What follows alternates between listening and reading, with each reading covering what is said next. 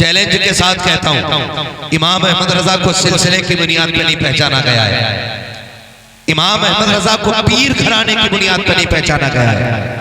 इमाम अहमद रजा को ईमान का मुहाफिज होने की बुनियाद पर पहचाना गया है। और मेरा चैलेंज है, मुसलमान कहलाने वाले लोग, सुन्नी कहलाने वाले लोग आला हजरत को छोड़ के वहाबियत से लड़के दिखा दे। चैलेंज है मेरा, आला हजरत को छोड़ के वहाबियत से लड़के दिखा दे, राफजियत का रद्द करके दिखा दे, खारजियत का रद्द करके दिखा दे। एहसान मानो इमाम अहमद रजा का। लोग तो इतने बुरे बुरे आए हैं दुनिया में, पाकी नापाकी के मसाइल इतने घटिया लिखे, इतने घटिया लिखे कि अगर उंगली पे निजासत लग जाए 3 मरतबा चाट लो तो पाक हो जाती है।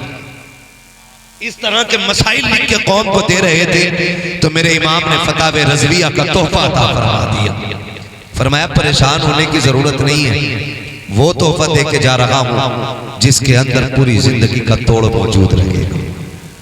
मैं गलत नहीं कह रहा हूं, तारीख का ये बाप पकड़ पढ़ के देखिए। याद रखिएगा, जब किसी इलाके में तूफान आना होता है तो मकान बनाने से पहले इंजीनियर की राय लेते हैं। बोलो ली जाती है?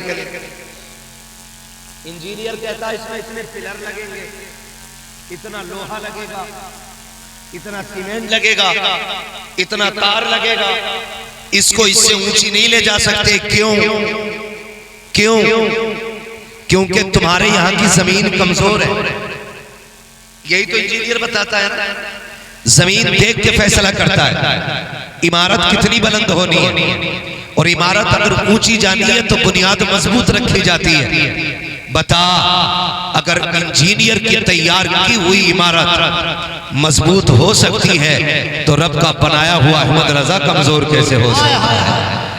रब का अहमद रजा कमजोर कैसे हो सकता है? जिन इलाकों में पानी ऊपर होता है उन इलाकों की इमारतों की बुनियाद मजबूत की जाती है। जहां 5 क्विंटल सरिये की जरूरत होती है वहां 10 क्विंटल डाला जाता है, क्योंकि जमीन कमजोर है। किसी इलाके में तूफान ज्यादा आते हैं, उसके हिसाब से इमारतें बनाई जाती हैं। अब जरा बता तो सही, जिस दौर में मेरे इमाम को पैदा किया गया था, क्या सिर्फ एक फितना था? नहीं, खुदा की कसम, वहाबियत का फितना अलग था, देवबंदियत का फितना अलग था, अहले हदीस कहलाने वाली जमात अलग थी, राफजियत अलग जन्म ले रखी थी, खारजियत अलग तूफान उठा रखी थी, वहदानियत के मुनकिर अलग थे, रिसालत पे उंगली उठाने वाले अलग थे। कोई खुदा के झूठ का इम्कान कह रहा था, कोई नबी के इल्म गैब का इनकार कर रहा था, कोई वलियों की विलायत को गुमराही कह रहा था, कोई मज़ारों की चादर छीनने पे लगा था, कोई शिर्क और बिदअत के फतवे दे रहा था। ऐसे माहौल में नकी अली के आंगन में खुदा ने एक बेटे को जन्म दिया। नकी अली का शहजादा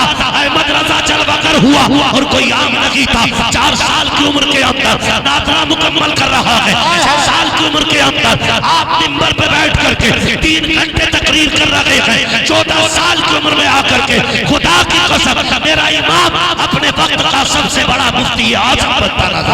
नारे तकबीर, नारे रिसालत, हस्मते सरकारे आला हजरत, शाने सरकारे आला हजरत, हुर्से आला हजरत कॉन्फ्रेंस, मुफ्ती हम्माद रजा साहब क़िबला क़ादरी मुरादाबादी, मुसलमानाने गुलामनगर, ढकनी, फरीदपुर, बरेली शरीफ। वाह वाह मुफ्ती साहब, वाह वाह। किसी भी मदरसे में जाके देख लो, है कोई जो 6 साल की उम्र में, 6 साल की उम्र में 3 घंटे तकरीर कर ले?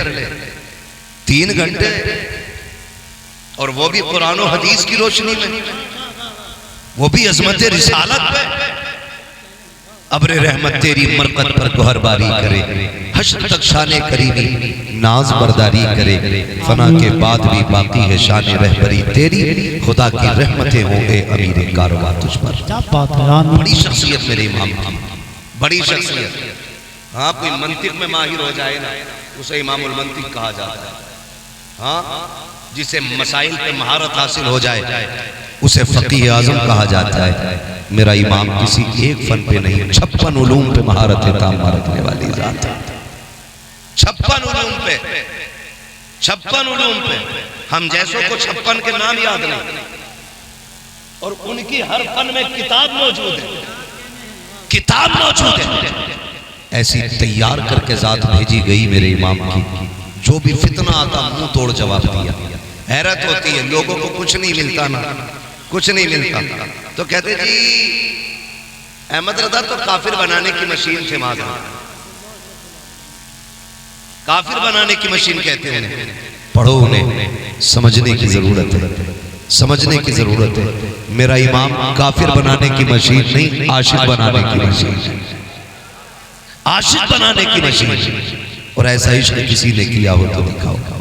खुदा की कसम, वो अपने दौर का ना, अपने दौर का गजाली भी, वो अपने दौर का गजाली ये वक्त है। और खुदा की कसम पढ़े इमाम अहमद रजा को इश्क हुजूर से कैसा किया, इश्क कैसा किया हुजूर से, मिसाल नहीं मिलती, मिसाल नहीं मिलती। आज लोग आज करने जाते हैं, अल्लाह करे सारे हुजूर के मदीने में आ जाए। आमीन कह दें जरा। अल्लाह सबको हुजूर के शहर की हाजिरी नसीब फरमाए। आपने नाम सुना होगा ना, इश्क के इमाम का एक इमाम और भी इश्क का गुजरा है, जिसे दुनिया वैसे करनी कहती है। सुना है ना नाम, इश्क का इमाम है वैसे करनी। एक देखने वाले का कहा मान लिया, बिन देखे तुझे हमने खुदा मान लिया। भाई इश्क का इमाम है वैसे करनी, इश्क का इमाम, कितना बड़ा इमाम इश्क का, हुजूर को कभी देखा नहीं। और इश्क इतना करते कि अगर कोई हुजूर के शहर से लौट के आता, उससे पूछते कहां से आए हो, वो कहता मदीने शरीफ गया था। तो फिर कहते अल्लाह तेरे कदमों को छू लो, तेरे पैरों ने मेरे महबूब के शहर की जमीन छूई है। ठीक इसी तरह कोई बरेली आता हज करके, मेरा इमाम पूछता कहां गए थे, हुजूर हज करके आया हूं। फिर कहते ला तेरे तलवे चूम लूं, तूने उस जमीन के बोसे लिए हैं जिस जमीन पे फरिश्ते सुबह शाम आकर के हाजिरी दिया करते हैं। ये इश्क की झलकियां होती हैं। लोग क्या समझेंगे इन अदाओं को, ये तो किसी दीवाने से पूछो कि इश्क होता क्या है। सरकार को वैसे करनी कहते थे, ला तेरे कदम चूम लूं, तूने हुजूर का शहर देखा है। आला हजरत कहते थे तेरे कदम चूम लूं, तेरे कदमों ने मुस्तफा के शहर का बोसा लिया है। फिर कहते थे आंखें तो दिखा, तेरी आंखों से हुजूर के शहर के जलवे नजर आते हैं। यही उवैस करनी की अदाएं थी, यही मेरे इमाम अहमद रजा का इश्क था। आप देखो तो सही, जब कोई उवैस करनी के पास आता तो कहते तू हुजूर के शहर से आया है। ऊंटनी का दूध निकालते, पिला करके जियाफत करते, उसकी खिदमत करते, उसके बाद दुआएं दे के रुखसत कर देते। ये इश्क की कहानी है वैसे करनी की। आओ पहले इस आशिक को समझ लिया जाए, कौन वैसे करनी है जिसने कभी हुजूर को देखा नहीं लेकिन तड़पते रहते थे। एक दिन माँ के पैर दबा रहे हैं, दबाते दबाते आंख से आंसू गिरे, माँ के कदमों पे गिर जाते हैं। जैसे पैर पे माँ के आंसू का कतरा गिरा है, माँ तो माँ होती है ना, बेटे के आंसू की गर्मी से दिल के दर्द का अंदाजा लगा लिया। कहती माँ तो नबीना थी, कहती बेटे बता तो सही उवैस आज बेकरारी ज्यादा हो गई है। कहा जी अम्मी, अगर आज मदीने ना गया तो लगता है कि मुझे मौत आ जाएगी, मेरा कलेजा गम से फट जाएगा। माँ ने कहा अच्छा, अगर इतनी ही बेकरारी है तो जाके महबूब की जियारत करके आ जा। जैसी माँ ने इजाजत दी है, तारीख का ये बाप पलट करके देखो। माँ ने कहा बेटे तुझे पता है आज तक मेरे पास तेरे सिवा कोई सहारा नहीं है। अगर तू भी चला जाएगा तो बेटे मेरे काम कौन आएगा, मुझे कहानी कौन खिलाएगा, खाना कौन खिलाएगा। माँ के कहने पे आपने पूरी तैयारी कर दी। कहा माँ कब तक आना है। माँ ने कहा लगते जिगर नूरे नजर, शाम होने से पहले आ जाना है। शाम तक का वक्त मिला है, रात में माँ से बातें हो रही है। सुबह मदीने वाला काफिला है, उसके साथ वैसे करनी तोड़ लगा देते हैं। काफिला चला, थक के बैठ गया, लेकिन वैसे करनी के पास शाम तक का वक्त था। ख्याल आया अगर इनके साथ बैठ गया तो शाम तक मदीने नहीं पहुंच पाऊंगा। काफिले को छोड़ा, तोड़ लगा दी। चलते चलते पैर की जूतियां टूटी, नंगे पैर तोड़े गए, पैरों में छाले पड़े, फूटे राख बन करके पानी बन करके खाक को सैराब कर रहे हैं। लेकिन आशिक के हौसले नहीं रुके गए। आप चलते चलते मदीना पहुंचे। इश्क की कहानी देखो तो प्यारे, जब मदीने शरीफ पहुंचे हैं, छोटे छोटे बच्चों को देखा, सीने से लगा के रोने लग जाते हैं। आज तुम भी मदीने जाते हो, उम्रे के नाम पे मदीने, टहलने के नाम पे मदीने, हुजूर के शहर आते आते किसी को इश्क का ख्याल नहीं आता है। जेब से मोबाइल निकाला, कोई वीडियो बना रहा है, कोई फोटो खींच के डाल रहा है। अरे शर्म तो कर, कहाँ खड़ा है? मेरे इमाम ने कहा था हरम की ज़मीन और कदम रख के चलना। अरे सबका मौका हो जाने वाले, आज हम जाते हैं, हमें हरम का कदम नहीं मालूम है। हज़रत उवैस करनी आए हैं, बच्चों को सीने से लगाया है, कहते बच्चे बड़े नसीब वाले हो, तुम उस शहर में रहते हो जिस शहर में मेरा यार रहा करता है। फिर उसके बाद बच्चों से प्यार किया, फरमाते वो जगह बताओ जहां महबूब से मुलाकात होगी। बच्चों ने बड़ों की तरफ इशारा किया, बड़ों ने ये कहा अगर उनसे मिलना है तो मस्जिद नबवी चले जाओ। मस्जिद नबवी आए, मस्जिद नबवी खाली है। फिर पूछा कहाँ मिलेंगे? किसी ने कहा हुजरे आयशा में देखो।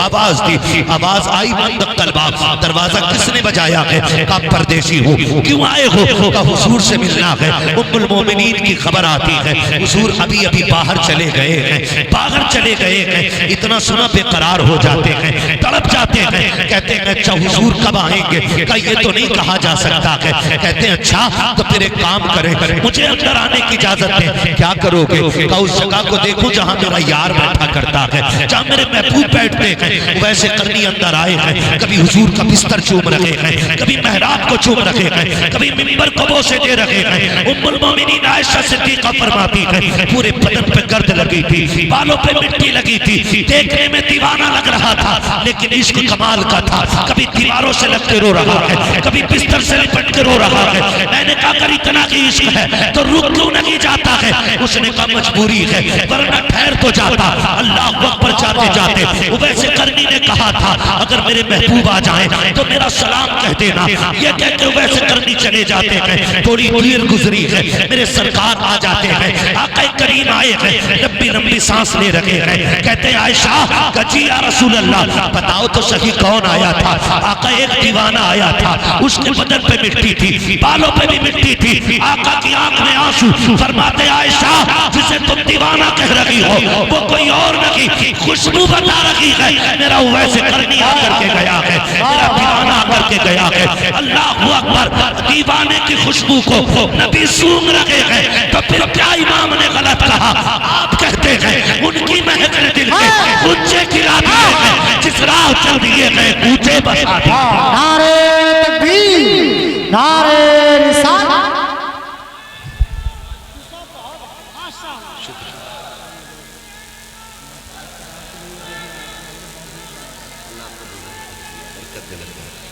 अल्लाह सलाम, जज़ाकल्लाह।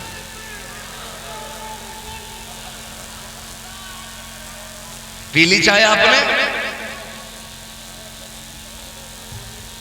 जरा कह दें या रसूल अल्लाह जोर से। ये हजरत वैसे करनी का ही निकल गए ना। मेरे नबी ने फरमाया उमर जरा जल्दी करो, अभी मेरा उवैस मदीने में होगा, बुला के लाओ ना, बुला के लाओ ना। खंजर चले किसी पे तड़पते हैं हम अमीर, सारे जहां का दर्द हमारे जिगर में है। कोई ऐसा आका हो तो ला के दिखाओ जो गुलामों से इतना प्यार करता हो, जो गुलामों से इतना प्यार करता हो। मेरे नबी फरमाते उमर जल्दी कर, मेरे उवैस को ढूंढ के लाओ। जब तक हजरत उमर जाते हजरत उवैस करनी मदीने की हद से बाहर निकल चुके थे।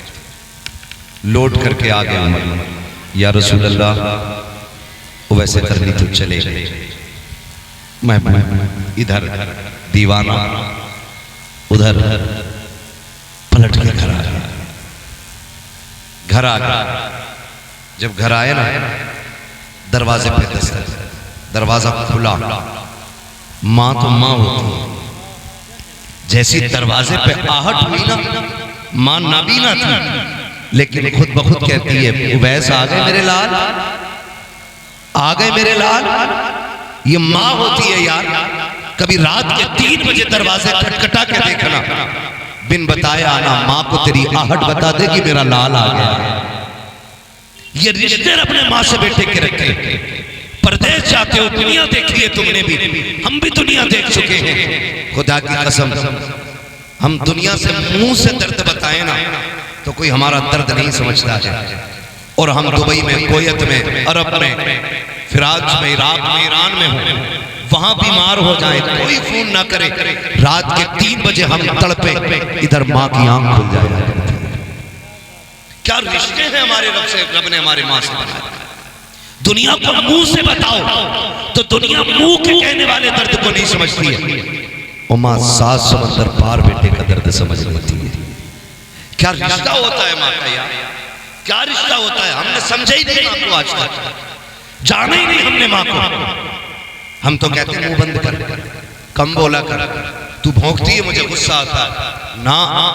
कभी माँ से ये जुमले ना बोलना। जब तुम कहते हो ना माँ तू क्या जाने, खुदा की कसम तो मशीयत का नकीब तुम्हें आवाज दे के कहता है नादान, तू उससे कह रहा है क्या जाने जो तुझे उस वक्त भी जानती थी जब तू अपने दर्द को अपने मुंह से नहीं कह सकता था।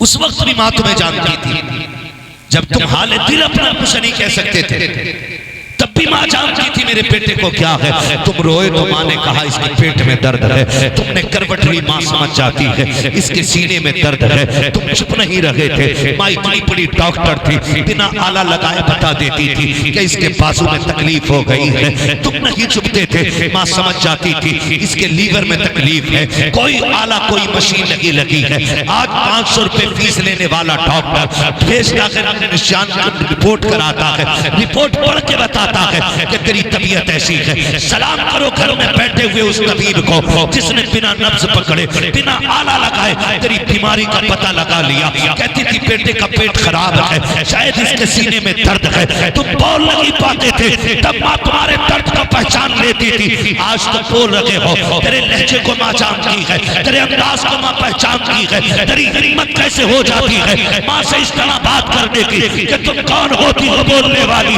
खुदा की सवाल की बात करना, अगर अल्लाह को तेरी बात बुरी लग गई तो कुत्ते बोलेंगे, लेकिन तुझे बोलने की ताकत नहीं दी जाएगी। इसलिए कि ज़बानें उनकी सलामत रहती हैं जिनके लहजे माँ के सामने नीचे रहा करते हैं। जिंदाबाद, नारे तकबीर, नारे रिसालत।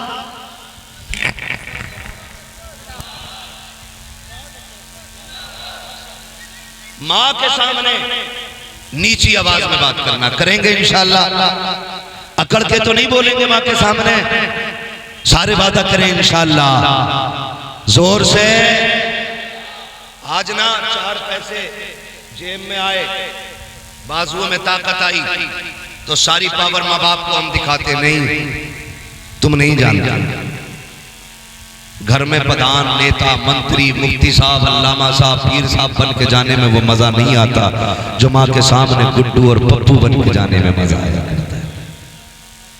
आज भी ना चैलेंज है मेरा, थक जाओ ना, ज्यादा ही थक जाओ तो 5 स्टार होटल नहीं, नींद की गोली नहीं, एसी कमरा नहीं, गर्मी हो कोई भी मौसम हो, माँ के पैरों में बैठना और कहना माँ जरा सर पे हाथ रख।